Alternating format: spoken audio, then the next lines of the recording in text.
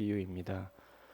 이 누가의 경우는요, 누가복음 8장을 보시면은 마가와 같이 씨 뿌린 자의 비유와 등불 비유, 이 두 가지 비유가 같은 순서로 나오고, 거기서 8장에서는 이 두 비유로 끝입니다. 그리고 13장으로 넘어가서 마가가 네 번째로 소개하는 겨자씨 비유를 누가가 13장에서 말하고 있습니다. 하지만 마태의 경우에는요, 씨 뿌린 자의 비유 다음에 마가와 누가복음에는 나오지 않는 가라지 비유라는 게 두 번째로 나오고요, 그 다음에는 겨자씨 비유가 나옵니다. 결론적으로 이 세 복음서를 공간복음서라 그러는데요, 이 세 복음서들을 비교해 보면 주님의 비유들이 복음서들마다 순서도 다를 뿐만 아니라 그 목록도 서로 다르게 나옵니다.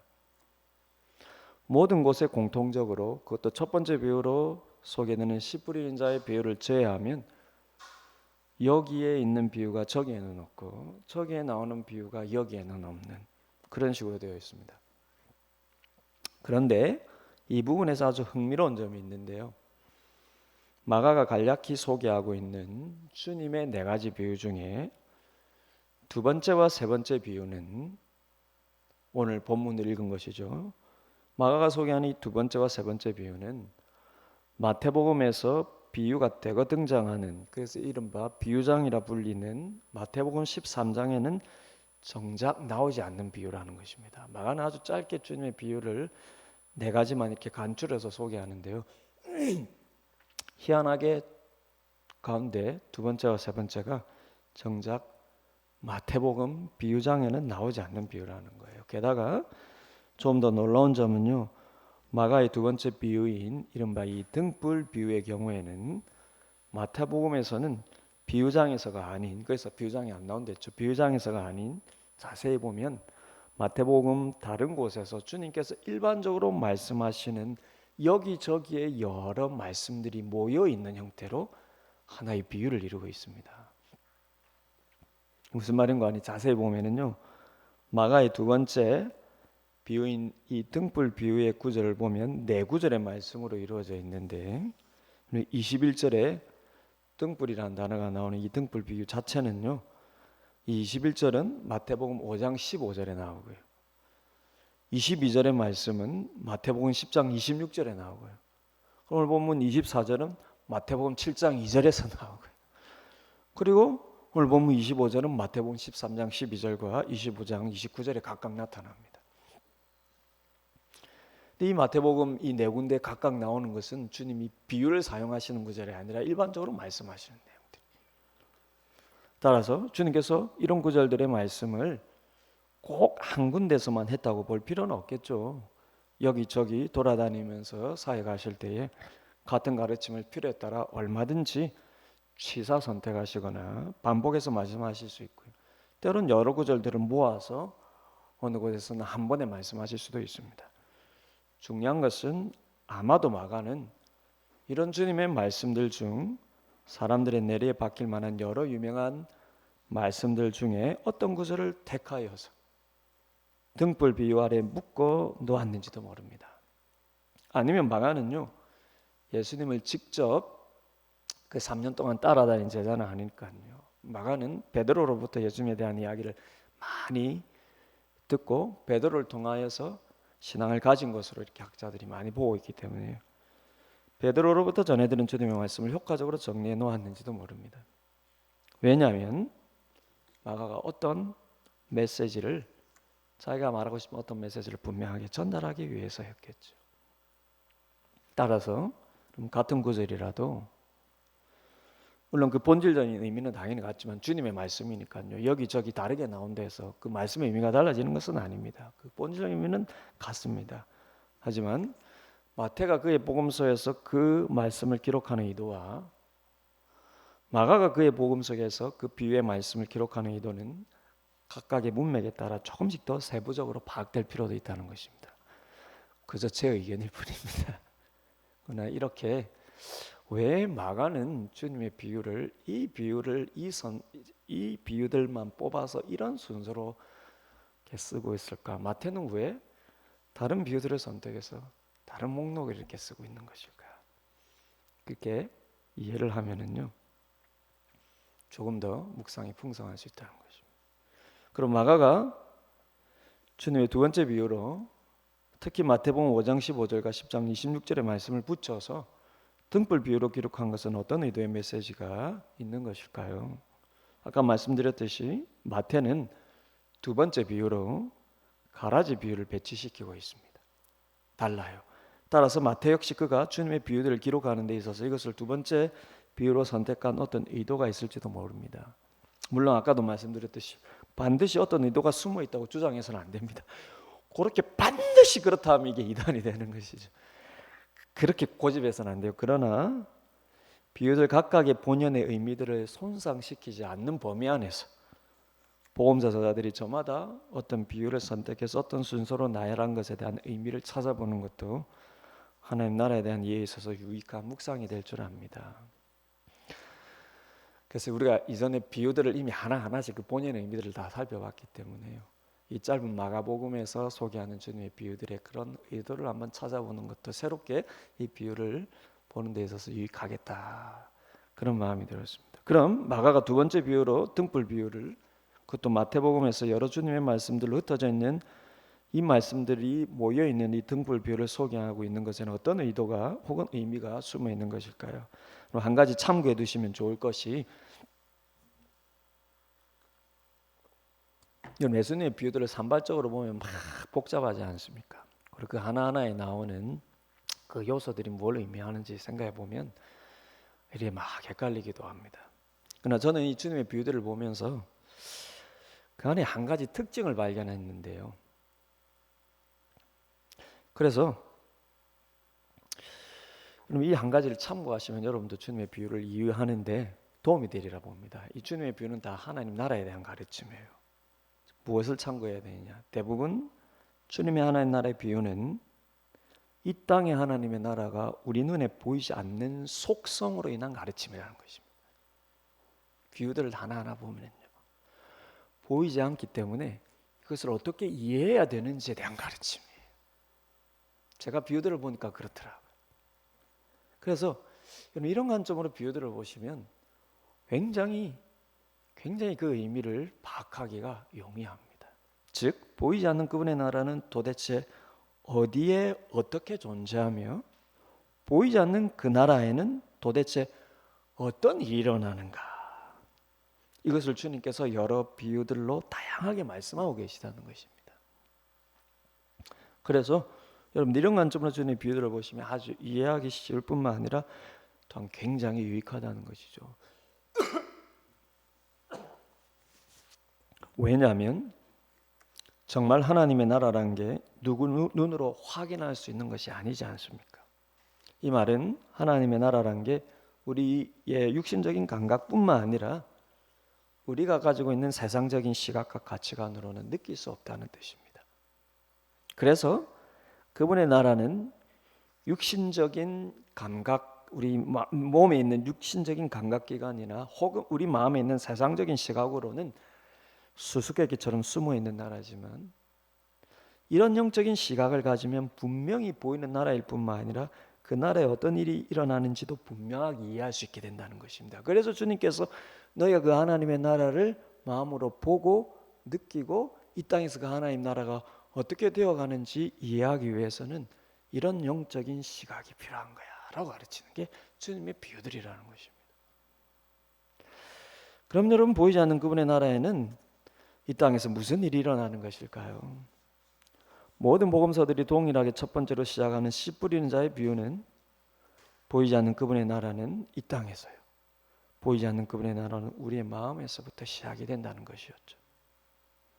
그것이 보이지 않는 하나님 나라를 이해하는 기본이라고 말씀하셨습니다. 그리고 두 번째 비유는 크게 마가복음과 마태복음에서 다르게 나타나는데, 마태는 마가가 언급하지 않는 가라지 비유를 두 번째로 소개하고 있습니다. 즉 보이지 않는 하나님의 나라에는 무슨 일이 일어나는가? 마태가 말하고 싶은 것은요, 하나님도 그분의 나라를 위해 이 땅에 말씀의 씨를 우리 마음에 뿌리지만 사탄도 그분의 나라를 방해하기 위해 가라지를 몰래 뿌린다는 것입니다. 그게 보이지 않는 이 땅의 하나님 나라에서 일어나는, 하나님 나라 그 주변에서 일어나는 일이라는 거죠. 이 가라지는요, 우리가 이전에 이거 깊이 한번 살펴보았지만 이 가라지는 이 이스라엘의 주식이 우리는 쌀이라면 이스라엘은 밀이지 않습니까? 이 가라지는 밀과 비슷한 독보리 혹은 동밀을 가리킵니다. 그 생김새가 너무 비슷하다고 해요. 그래서 처음에는 구분을 못한다는 것입니다. 그래서 그것은 다 자라야 알곡인지 아니면 가라지인지로 구분되기 때문에 농부가 주스 때까지 내버려둘 수밖에 없다는 것이죠. 왜냐하면 괜히 가라지인 줄 알고 뽑으려다가 알곡까지 다칠까 염려돼서 그렇다는 것입니다. 따라서 이 땅이 하나님의 나라에는 어떤 특징이 있는가? 우리가 겉으로 보기에는 누가 하나님의 참 백성인지 사람의 시각으로는 알 수 없다는 것입니다. 그것이 우리에게 어떤 메시지를 주는지는 이전에 우리가 살펴보았으니까 이것을 깊이 다루지는 않고요. 중요한 것은 마가가 언급하는 두 번째 비유는, 우리 이제 마가복음을 보고 있으니까요. 마가가 언급하는 두 번째 비유는 마태복음에는 나오지 않은 등불 비유라는 것입니다. 그럼 등불 비유로 마가가 주님의 가르침에서 강조하고 싶은 것은 무엇일까요? 첫 번째 씨 뿌린 자의 비유에서 말씀하신 바 너희 마음에서 시작되고 열매 맺는 하나님의 나라는, 마태가 등불 비유 두 번째 비유를 통해서 말씀하고 싶은 것은 그 하나님의 나라는 어떻게 너희 밖으로 퍼져나가는가. 즉 보이지 않게 너희 마음에서 시작되고 보이지 않게 너희 마음에서 자라는 하나님의 나라는 또한 보이지 않게 어떻게 너희 밖으로 퍼져나가는가. 그럼 가만히 보면은요, 마가는 이 주제로 두 번째 비유뿐만 아니라 다음 세 번째 비유와 네 번째 비유까지 이어서 주님의 가르침을 연결시키고 있는 듯이 보입니다. 즉 하나님의 나라는 눈으로 보이지는 않지만 이러이러한 방법과 모습으로 분명하게 이 땅 위에서 퍼져나간다는 것입니다. 이 주제를 위해 마가가 첫 번째로 말하는 것이 두 번째 주님의 비유인 이 등불 비유라는 것이죠. 그런데 주님께서 이를 위해 사용하신 비유의 재료가 이제는 농사를 짓는 그 밭이나 농부나 이런 소재에서 뭐로 넘어가냐면 빛으로 넘어가요. 그래서 주님께서 사용하신 이 두 번째 비유의 재료는 빛입니다. 왜냐하면 빛의 속성이라는 게 그래요. 그럼 우리가 빛을 이해하기 위해서 제가 물리학과를 나왔는데 물리학적으로 빛을 소개하면 우리가 다 이해 못하죠. 그러나 우리가 모든 사람들이 다 감각적으로 이해하는 빛의 속성이라는 게 무엇입니까? 즉 빛이라는 자신은 보이지 않지만 그 빛은 온 사방으로 퍼져서 온 사방을 드러나게 하고 보이게 하는 것, 이게 빛의 모두가 이해하는 속성이라는 것입니다. 그럼 빛을 여러분 확인할 수 있습니까? 빛은 확인하지 못합니다. 우리 눈으로 확인되지 않아요. 그러나 우리가 보는 것은 그 빛이 우리에게 던져주는 내 주변에 있는 모든 정보를 내 주변에 있는 모든 것을 우리가 보고 이해하고 깨달을 수 있도록 빛의 속성이라는 게 그렇다. 곧 하나님의 나라는 이런 빛과 같다라는 것입니다. 그래서 먼저는 아무도 그것이 퍼져나가는 것을 막을 수 없다라는 거예요. 빛은 보이지 않지만 온 사방으로 퍼져나가는데 그것은 아무도 막을 수가 없다는 것입니다. 제가 보기에 마가가 왜 이 등불 비유를 굳이 씨 뿌린 자의 비유 다음에 배치시켰는가, 그 의도가 여기에 있지 않나 싶은데요. 돌이켜보면 비유가 나오기 전 마가복음 3장까지 우리가 살펴보면서 주님의 공생의 사역 때부터 얼마나 바리새인과 서기관들이 주님을 예의주시하며 주님의 사역에 의문을 제기하였고, 그러다 결국 주님을 죽이려고 공적인 모의를 어떻게 하게 되었는지까지 우리가 지금까지 아주 세세하게 살펴보지 않았습니까? 그래서 이어지는 4장에서 주님의 비유도 특히 3번이나 이어진 바리새인들과의 논쟁 이후에 시작되었음을 지난주 살펴보았습니다. 그리고 그 첫 번째 비유가 다름 아닌 씨 뿌린 자의 비유였고요. 그 비유 속에서 주님에 대해 마음이 굳어져 있는, 그래서 주님의 사역을 방해하는 바리새인과 같은 자들은 아무리 말씀을 들어도 길가에 떨어진 씨와 같아서 첫 번째 비유에서 얘기하는, 사탄이 그 마음에서 복음의 씨앗을 먹어버렸다라는 것이죠. 따라서 마가가 이어서 소개하는 등불 비유는 그런 의도가 있는 것이죠. 즉 아무리 그들이 주님의 사역을 방해하고 그들을 통해서 아무리 사단이 복음의 씨를 사람들의 마음에서 쪼아 먹으려 해도 주님으로 인해 시작되고 이미 임한 하나님의 나라와 그 복음은 그 누구도 막을 수가 없다라는 것입니다. 왜냐하면 그것은 빛과 같기 때문이라는 것입니다. 그럼 21절 보십시오. 주님께서 이렇게 말씀하십니다. 또 그들에게 이르시되 사람이 등불을 가져오는 것은 말 아래나 병상 아래에 두려 함이냐 등경 위에 두려 함이 아니냐. 왜 등불 얘기합니까? 그 시대는 지금 형광등과 같은 게 아니라 빛을 비추는 건 등불이니까요. 말이라고 하는 것은 이 곡물이나 과일을 담는 바구니를 뜻하는데요. 그래서 우리가 거기서 옛날에 그 곡물의 단위를 재는 한 말 두 말이 나온 게 아니겠습니까? 그럴 것 같은데요. 이 말이라는 것은 그 곡물이나 과일을 담는 바구니를 말합니다. 대략 한 말짜리 바구니 정도로 이해하시면 돼요. 근데 누가 등불을 켜서요, 촛불이든 호롱불이든 우리 옛날에 등불을 켜서 누가 그 위에 한 말짜리 바구니를 올려놓는 그런 사람이 어디 있겠느냐는 것입니다. 그러면 그 바구니가 불빛을 다 가려버리는데요. 혹은 누가 등불을 켜서 평상 아래에 두는 자가 어디 있겠느냐는 것입니다. 그 목적이 그 방을 빛을 비추기 위해. 누구든지 등불을 켜면 등경 곧 등잔대 위에 올려놓는 법이죠. 그래야 온 방을 환하게 비추지 않겠습니까? 주님께서 지금 전파하고 계시는 하나님 나라의 복음이 꼭 이와 같다는 것입니다. 주님께서 하나님의 나라를 가져오셔서 이미 임하였다고 말씀하시고 예수님에 인해서 회복된 하나님의 나라가 무엇인지 어떠한지 지금 주님께서 그 나라의 복음을 말씀하시며 그 말씀의 씨앗을 뿌리고 계시는데 이것은 아무도 막을 수 없다는 것입니다. 바리새인도 서기관도 그나마 사탄도 막을 수 없다는 거예요. 왜냐? 이게 중요하죠. 그것은 하나님께서 하신 일이시기 때문이라는 것입니다. 그래서 주님은 그 복음의 씨앗을 뿌리며 이렇게 비유로 하나님의 말씀을 가르치는 것이 하나님의 나라를 사람들 가운데 감추기 위함이 아니라 오히려 이 세상의 하나님의 나라를 드러내시기 위함이라고 말씀하시는 것입니다. 그렇기 때문에 22절에서 이어 이렇게 말씀하시는 것이죠. 22절을 보십시오. 드러내려 하지 않고는 숨긴 것이 없고 나타내려 하지 않고는 감추인 것이 없느니라. 무슨 말씀일까요? 숨기려 하는 것이라면 처음부터 의도가 사람들에게 드러내려 하지 않겠다는 것이요. 감추려 하는 것이라면 처음부터 그 의도가 사람들에게 나타내 보이지 않게 하겠다라는 것이지 않습니까? 그렇다면 왜 하나님께서 메시아를 보내셔서 이 땅에 하나님 나라를 회복하시겠다고 구약에서 그 많은 선지자를 통해서 공개적으로 공적으로 계시를 하셨겠습니까? 하나님께서 그분의 나라를 감추려는 것이 아니라 그래서 이단들이 말하는 것처럼 자신들만을 위해서 감추는 것이 아니라 하나님이 그러실 이유도 없고 필요도 없다는 것이. 그리고 더 중요한 것은요. 그것은 하나님께서 이 세상을 구원하시려는 그분의 마음이 아니라는 것입니다. 그럼 디모데전서 2장 4절에서 바울이 이렇게 그 하나님의 마음을 전달하는데 유명한 말씀이죠. 하나님 이런 말씀을 바울을 통해서 하셨습니다. 하나님은 모든 사람이 구원을 받으며 진리를 아는 데 이르기를 원하시느니라.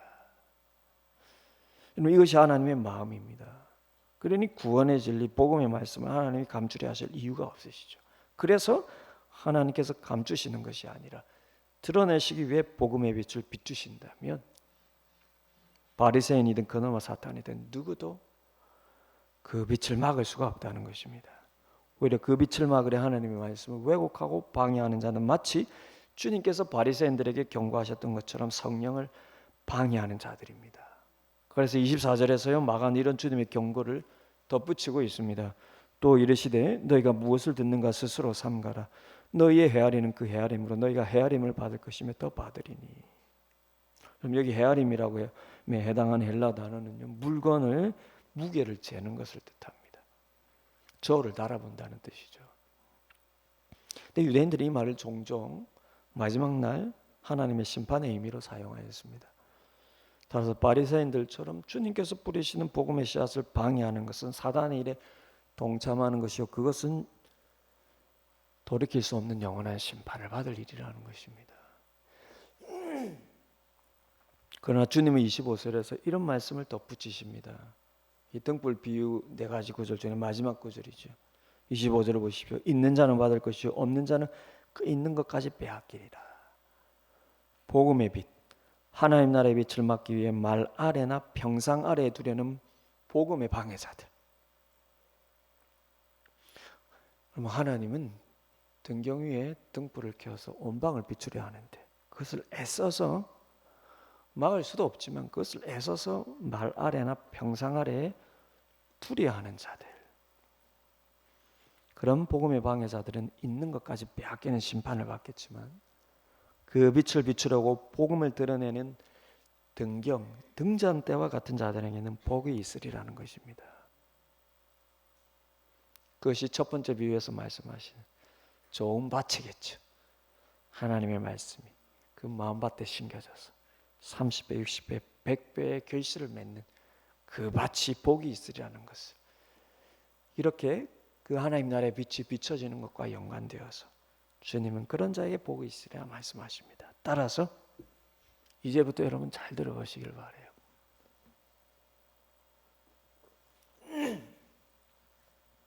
따라서 주님은 바로 이 지점에서요, 보이지 않는 하나님 나라의 빛이 구체적으로 어떻게 세상에 비춰지고 퍼지는지 그 메시지까지 주고 계시다는 것입니다. 더 직접적으로 말씀드리면요, 마가가 마태복음에 나오는 여러 주님의 비유에서가 아니라, 마태복음에서 비유에서가 아니라요, 여러 산발적으로 흩어있는 주님의 말씀들을 이 등불 비유에 모아서 우리에게 전해주려는 메시지가 여기 있지 않나 하는 것이죠. 곧 보이지 않는 하나님의 나라의 빛은 아무도 막을 수 없지만, 그렇다면 그 하나님의 빛은 구체적으로 어떻게 세상에 비춰지고 퍼져나가는가? 그 답은 바로 이 하나님의 나라로 먼저 들어온 그분의 백성을 통해서라는 것입니다. 따라서 하나님의 나라의 그 빛의 퍼짐, 그 빛의 확장은 어떤 면에서 하나님과 그분의 백성 간의 연합된 사역이라는 것입니다. 그 역시 은혜이죠. 그분이 우리를 그분의 나라를 위한 복된 사역에 포함시키기 때문에요. 우리에게 영적으로 노동을 시키는 것이 아니라 하나님의 복된 은혜에 동참을 시키는 것입니다. 영적으로 노동시키는 것처럼 이해한 자가 달란트 비유에서 한 달란트 맡은 자이죠. 하나님에 대해서 오해한 거니까. 근데 이런 영적인 노동을 시키는 것이 아니라 그 복된 은혜에 포함을 시키는 것입니다. 영적으로 노동하듯이 하는 사람과 그 복된 그 사역에 동참하는 자는 어떤 차이가 있을까요? 그것이 바로 이어지는 다음 설명에서 나옵니다. 잘 들어보십시오. 중요한 것은 어떻게 하나님께서 그분의 백성을 통해 이 나라, 하나님 나라를 확장하시는 건가? 즉 그분의 백성을 통해 어떻게 하나님 나라의 빛이 말이나 평상 아래에서처럼 숨겨지지 않고 등경 위에서처럼 비춰지는 건가? 마가는 그 비밀을 두 가지로 알려줍니다. 하나는 그분의 백성의 외적인 행동을 통해서이고, 다른 하나는 그분의 백성의 내적인 변화를 통해서라는 것입니다.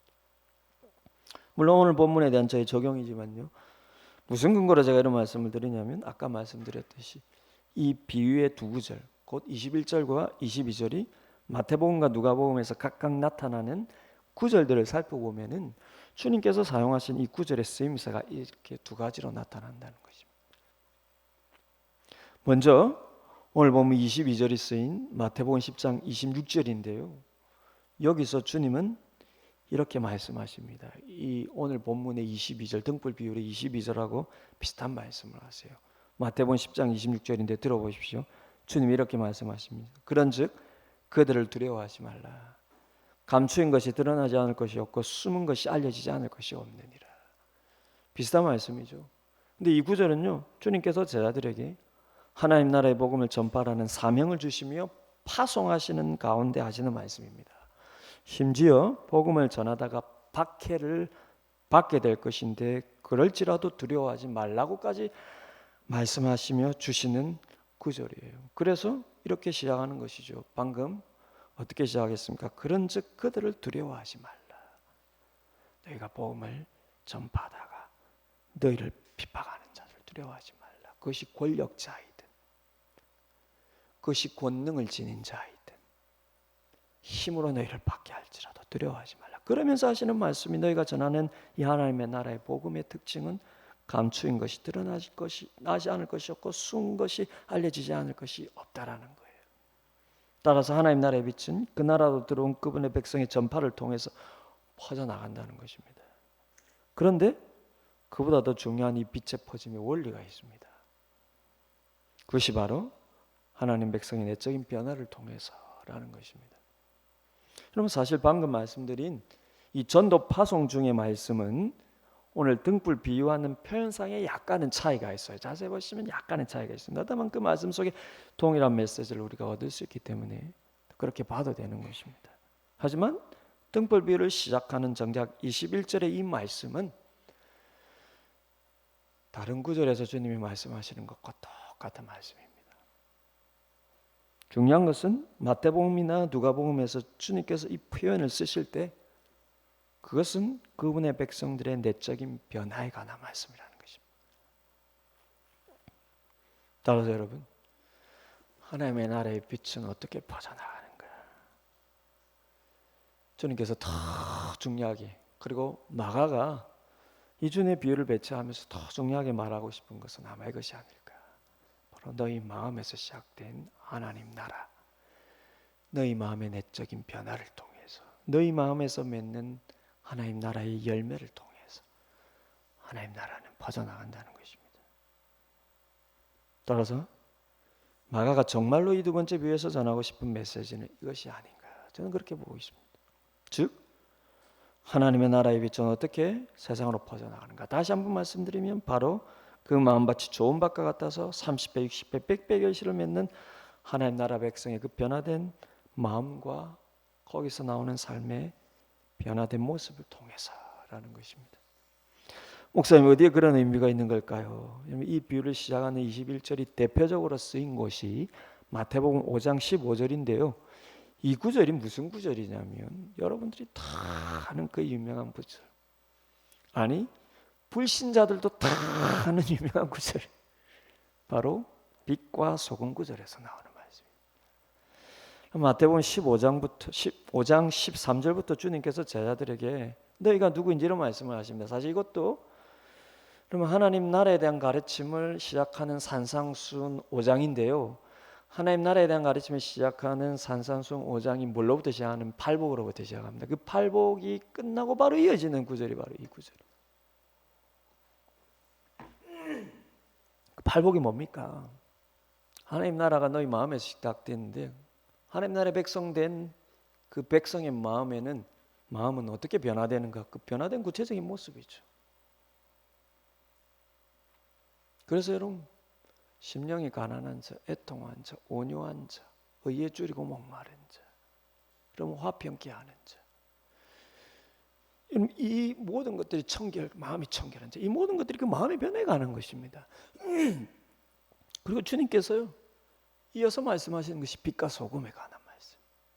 5장 13절부터입니다. 들어보십시오. 너희는 세상의 소금이니 소금이 만일 그 맛을 잃으면 무엇으로 짜게 하리요? 후에는 아무 쓸데없어 다만 밖에 버려져 사람에게 빨필 뿐이니라.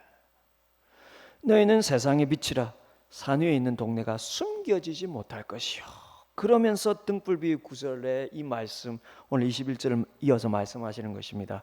들어보시죠. 너희는 세상의 빛이라. 산 위에 있는 동네가 숨겨지지 못할 것이요. 그 다음에 사람이 등불을 켜서 말 아래에 두지 아니하고 등경 위에 두나니 이러므로 집안 모든 사람에게 비추느니라. 이같이 너희 빛이 사람 앞에 비치게 하여 그들로 너희 착한 행실을 보고 하늘에 계신 너희 아버지께 영광을 돌리게 하라. 너희가 누구인가? 하나님 나라를 비추는 빛이요, 하나님 나라를 드러내는 소금이라는 것입니다. 그런 그 빛이 어떻게 세상에 비춰질 수 있다는 것입니까? 바로 첫 번째 비유에서 말씀하신 우리 마음의 변화, 곧 우리의 내적인 변화와 거기에서 나오는 우리의 삶의 변화를 통해서 그 빛이 퍼져나가는 것입니다. 그래서 주님은 여러분 이 산상순에서 팔복을 통해서 마음에 관한 말씀을 하시는데 빛과 소금으로 넘어가면서 그 결론으로 뭡니까? 너희 빛이 사람 앞에 비치게 하여 그들로 너희 착한 행실을 보고 너희 마음에서 일어난 하나님 나라의 변화가 너희 착한 행실로 나올 수밖에 없다는 것입니다. 그럴 때 하늘에 계신 너희 아버지께 사람들이 너희 착한 행실을 보고 하늘에 계신 너희 아버지께 영광을 돌리게 된다는 것입니다. 그러니 여러분, 너희는 하나님 나라의 빛을 비추는 등불이라는 거예요. 그래서 그 빛은 음속이나 말 아래에 숨겨져서는 안 된다는 것입니다. 그래서 첫 번째는 우리의 내적인 변화, 거기에 따른 우리의 삶의 변화를 통해서 그 빛이 퍼져나간다는 것입니다. 그럼 이 등불 비유 구절에 나타나는 또 다른 구절이 누가복음 11장 34절입니다. 여기서도 주님은 이렇게 말씀하십니다. 누가복음 11장 33절인데요. 누구든지 등불을 켜서 음속에나 말 아래에 두지 아니하고 등경 위에 두나니 이는 들어가는 자로 그 빛을 보게 하려 함이라. 이 등불 비유에 시작하는, 오늘 비유에 시작하는 이 구절이 다 이렇게 써요. 너희는 하나님 나라의 빛을 비추는 등불이라는 것이고, 그래서 그 빛은 음속이나 말 아래, 다 평상에 다 같은 말이죠. 그 안에 숨겨져서는 안 된다는 것입니다. 그러면 그 등불의 의미가 없다는 것이죠. 그렇다면 그 등불이란 무엇인가? 누가가 11장 다음 34절에서 말씀하는 것은 주님은 이렇게 말씀하십니다. 거기서요, 네 몸의 등불은 눈이라. 내 눈이 성하면 온몸이 밝을 것이요 만일 나쁘면 내 몸도 어두우리라. 그러므로 내 속에 있는 빛이 어둡지 아니한가 보라. 무슨 말씀입니까? 너희 육신의 등불은 눈이라는 거예요. 왜입니까? 눈이 밝아야 온 육신이 어떻게 내 눈이 밝아야요, 내 손이 제대로 기능할 수 있고, 내 눈이 밝아야 내 발이 제대로 기능할 수 있고요. 내 손에 힘이 있어도 내 발에 힘이 있어도 내 눈이 밝지 않으면요, 이 손이 어떻게 쓰여야 되고 이 발이 어디에 가야 되고, 이걸 알 수가 없는 것입니다. 네 육신의 등불은 눈이라는 거예요. 눈이 밝아야 네 모든 몸의 기능이 정상이라도, 뭐 이게 지금 장애인을 신체 비하하는 게 아니라 비유로 말씀합니다. 네 신체가 모든 것이 다 성해도 눈이 밝지 않으면요, 그 기능들이 다 제약되듯이. 그래서 눈이 네 육신의 등불이다. 네 영혼의 등불은 어딘가? 마음이라는 것입니다. 네 마음이 하나님 나라의 복음으로 박지 않으면요, 그 열매로 박지 않으면요,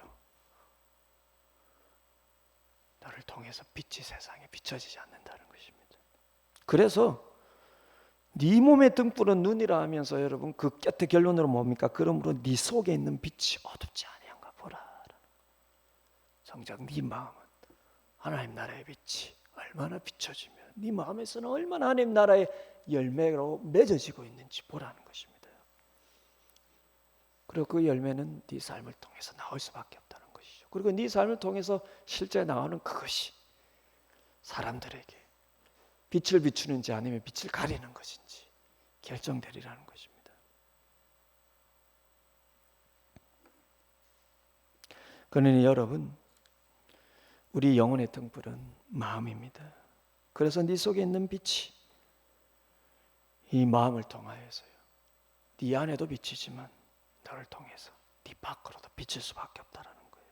네 마음에 하나님 나라를 보지 못하고 네 마음에서 하나님 나라의 열매를 맺지 못하면 너의 삶은 조금도 하나님 나라의 빛을 비추는 등불이 될 수 없다는 것입니다. 그러므로 마가가 주님의 두 번째 비유로 이 등불 비유를 드는 이유가 무엇이겠습니까? 보이지 않지만 하나님의 나라가 네 마음에서 분명히 시작되고 분명히 자라는 것처럼, 이게 첫 번째 비유죠. 두 번째 비유는 보이지 않지만 하나님의 나라는 변화된 네 마음과 거기서 나오는 변화된 너의 삶의 모습을 통해 빛처럼 소금처럼 세상에 퍼져나가고 영향을 미친다는 것입니다. 여러분, 우리가 주님의 복음을 이슬로 전하는 것은 아주 중요합니다. 로마서에서 말하는 것처럼 전하는 자가 없으면 어떻게 듣겠습니까? 그러나 변화된 마음과 거기서 나오는 변화된 삶이 없다면요, 그 입술로 증거되는 하나님의 나라는 오히려 사람들에게 왜곡될 뿐입니다.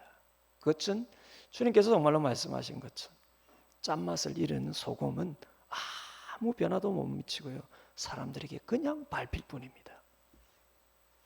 입술로 그냥 증거하는 것이 중요한 게 아니라, 그것 당연히 중요하죠. 그러나 그것은 변화된 우리의 마음과 거기서 나오는 변화된 삶의 모습을 통해서 해야 된다는 것입니다. 왜냐하면 그래야 진짜 하나님의 나라가 무엇인지 우리를 통하여서 증거가 되기 때문이라는 거예요. 우리가 하나님 나라 이 복음 전하는 게 이런 교리 전하는 겁니까? 그것도 중요하죠. 교리가 사람들에게 전달되는 것이 중요합니까? 본질은 그것이 아니죠. 본질은 하나님 나라의 그 속성이에요. 사람들 마음에 영향을 미치고 사람들의 삶에 영향을 미치고 그 사람들의 하나님 나라의 백성으로 변화시키는 것입니다. 그러니 입술의 증거가 반드시 여러분 변화된 마음과 변화된 삶에 여러분 그런 모습을 통하여서 나와야 된다는 것입니다. 우리가 온전하지 않죠. 지난주 말씀드린 것처럼 우리가 돌밭과 같은 부분도 있고요, 가시떨기와 같은 부분도 있습니다. 그러나 우리가 성령께 얼마나 내 마음을 내어드리며 기경해드리려고 기경하라고 내어드리고 맡겨드릴 수 있는지 그 태도를 통하여서요. 그래서 정작 내 속에 하나님 나라가 정말로 느껴지고 그 열매가 내 마음에서부터 내 삶으로 열매가 맺어질 때 퍼져나가는 빛과 소금이 진짜 하나님의 나라를 보이지 않지만 퍼져나가게 한다는 것입니다. 사랑하는 여러분, 여러분 복음을요, 여러분 죽어서 가는 천국에서의 상급을 위해 봄 들듯이 전해야 하는 것이 아닙니다. 오늘날 이렇게 이해하는 신자들이 얼마나 많은지 모릅니다. 이 땅에서 삶은 비참해도 영원한 하나님 나라에서는 영원히 좀 더 편안한 삶을 살기 위해서 이를 악물고 전해야 하는 그런 종류가 아니에요.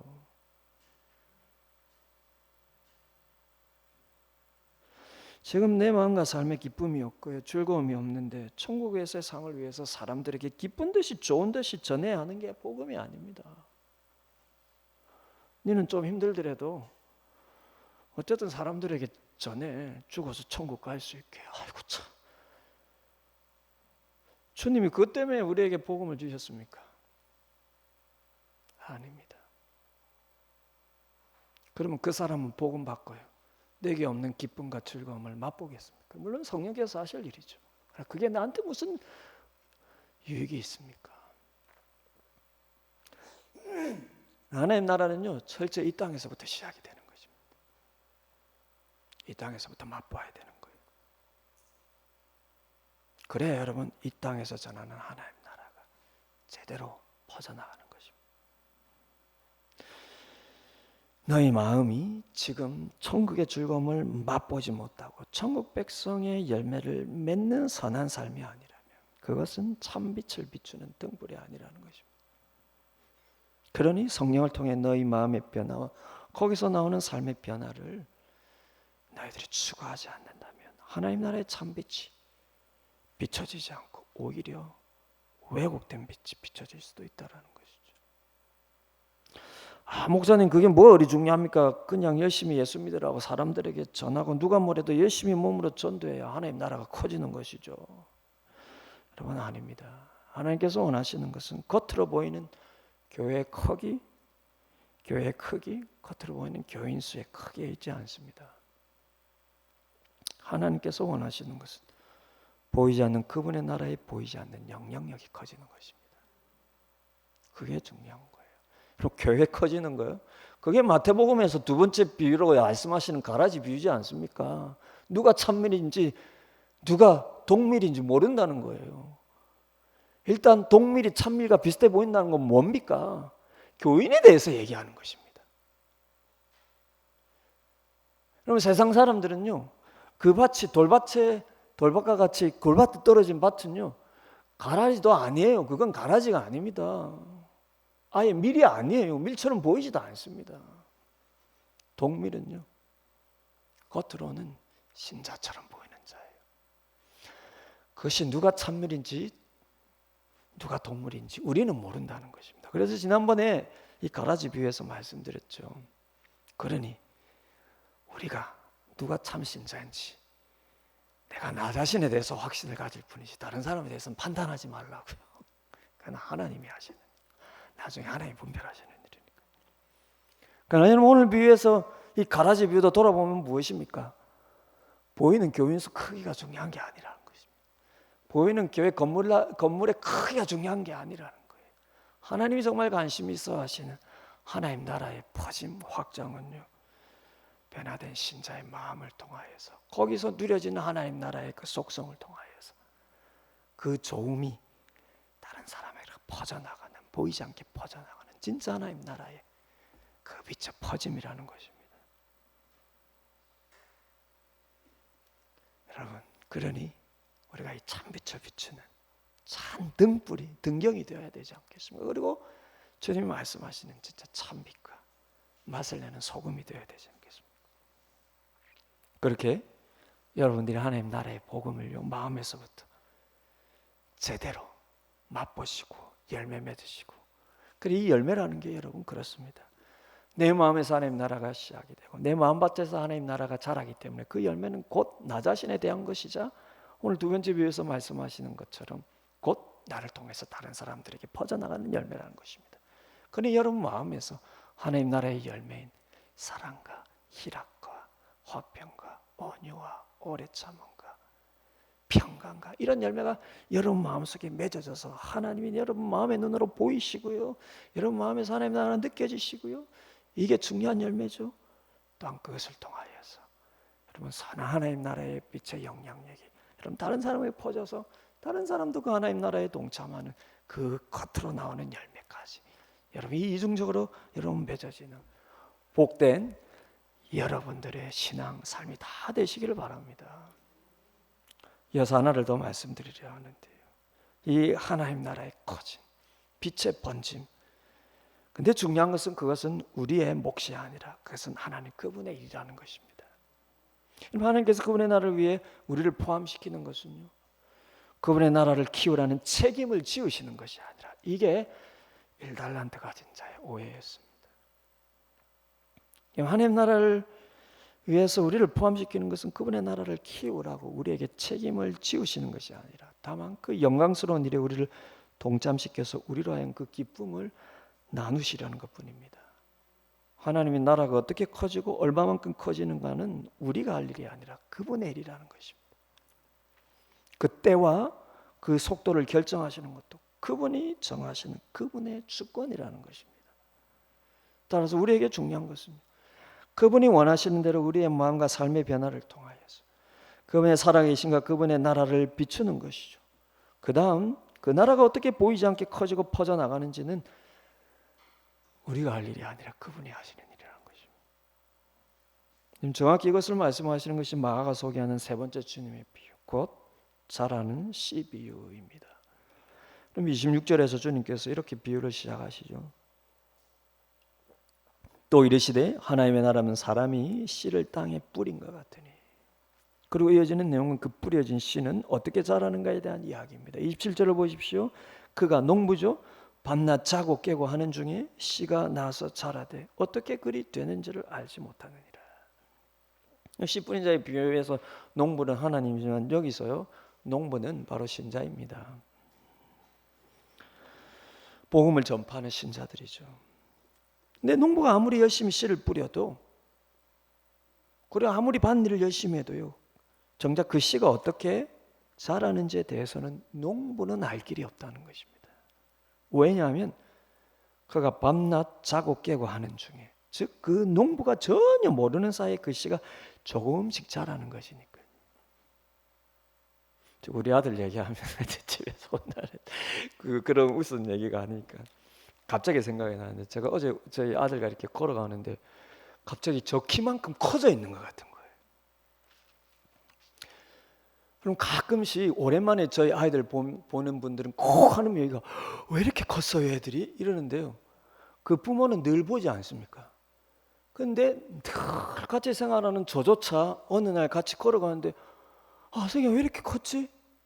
이런 느낌이 드는 거예요. 그럼 아성에게 밥 주는 사람은 누굽니까? 저지 않습니까? 늘 밥 주고 간식 주고 늘 여러분 그 건강을 위해서 챙겨주는데 나는 알아야 되지 않습니까? 그러나 저희 아이들이 커져 나가는 것은요, 제가 확인할 수 있는 게 아닙니다. 마찬가지로 농부가 밭을 열심히 갈고 씨를 열심히 뿌리고, 이건 복음 전파죠. 우리가 열심히 하나님 나라 일을, 교회 일을 하더라도요, 실제 그 하나님 나라가 커져 나가는 것은 우리가 알 길이 없다라는 것입니다. 농부가 알 수 없어요. 농부가 아무리 열심히 해도요, 농부가 쉬고 자고 하는 중에 그 하나님 그 씨는 자라고 열매를 맺는다는 것입니다. 주님께서 28절에서 그 씨가 어떤 과정으로 자라는지도 자세히 보여줍니다. 28절을 보시죠. 땅이 스스로 열매를 맺되 처음에는 싹이요, 그 다음에는 이삭이요, 그 다음에 이삭의 충실한 곡식이라. 하나님 나라도 이와 같다는 것입니다. 지금 이 본문의 때에 주님께서 뿌리신 하나님 나라의 복음은 마치 씨로 있는 것 같이 보이지만, 그리고 그것은 땅에 묻혀 썩어 없어지는 것처럼 보이지만 곧 싹을 낼 것이고, 그 다음에는 이삭으로 자라서 결국에는 충실한 곡식을 낼 것이라는 것입니다. 그런데 누구를 통해서라는 것입니까? 두 번째 비유에서 보여주는 것처럼 그분의 제자들을 통해서입니다. 그런데 중요한 것은 그 과정은 농부가 눈으로 분명히 확인할 수는 있는 그런 속성이 아니라는 것입니다. 왜냐하면 그 씨를 실제로 자라게 하는 것은 땅이 하는 일이기 때문에, 즉 그것은 하나님께 속해 있다는 것입니다.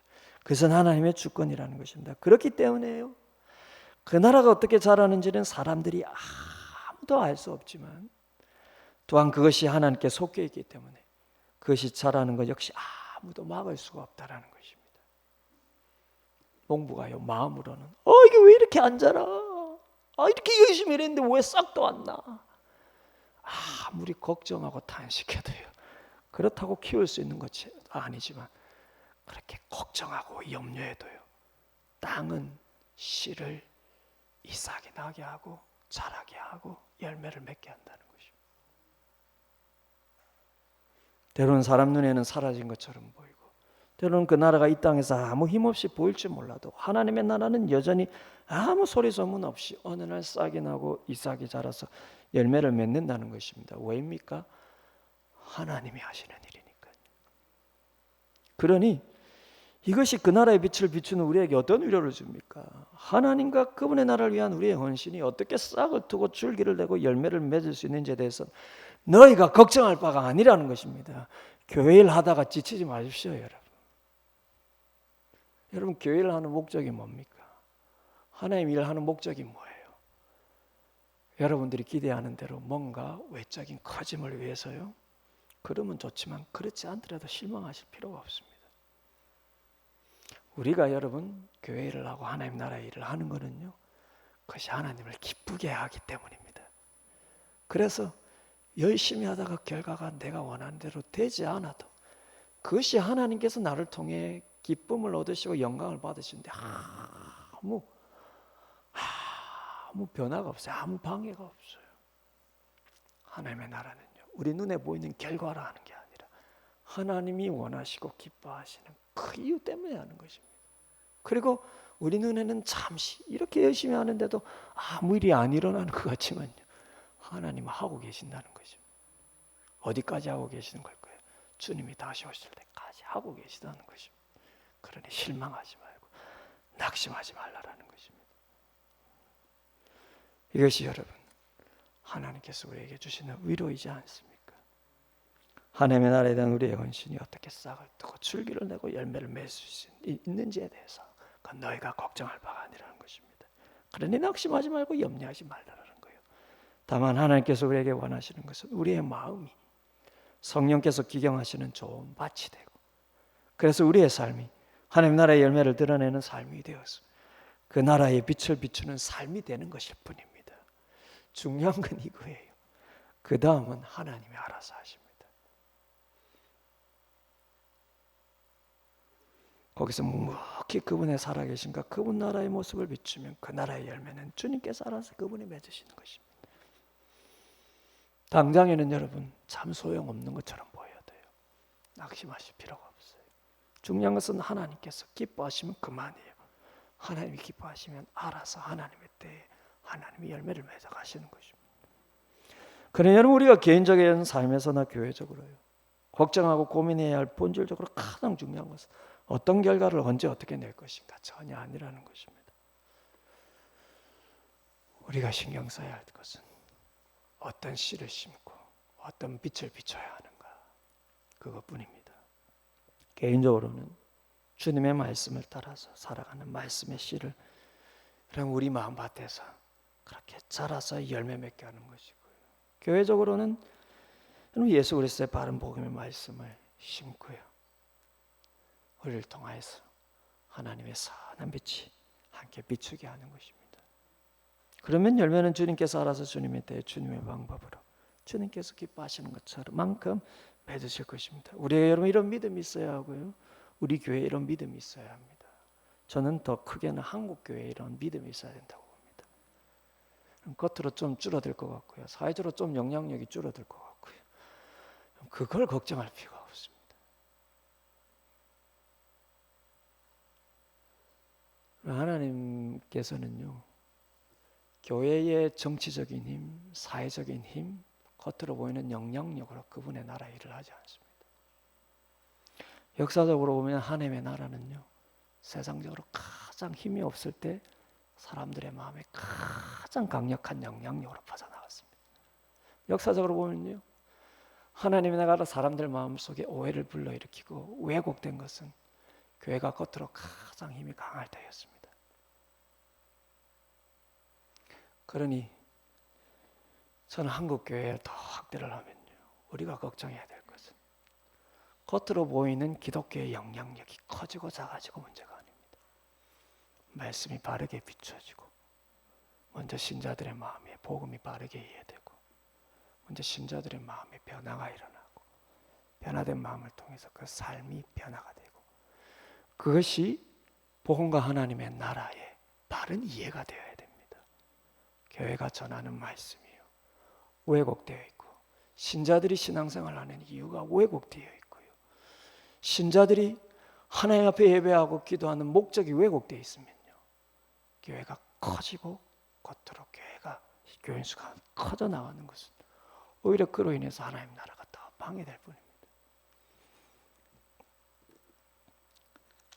그러니 여러분, 우리가 걱정해야 될 것은 하나님의 말씀이 우리 속에 바르게 열매 맺고 하나님의 빛이 우리를 통해서 바르게 퍼져나가고 그것은 보이지 않는 것이라고 그랬죠.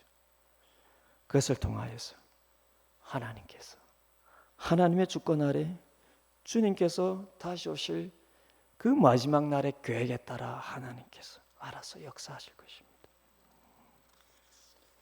그러니 여러분, 주님께서는 우리 가운데 하나님의 나라를 이미 주셨다고 말씀하십니다. 그리고 그 나라는 우리가 모르는 사이에 주님께서 자라게 하신다고 말씀하십니다.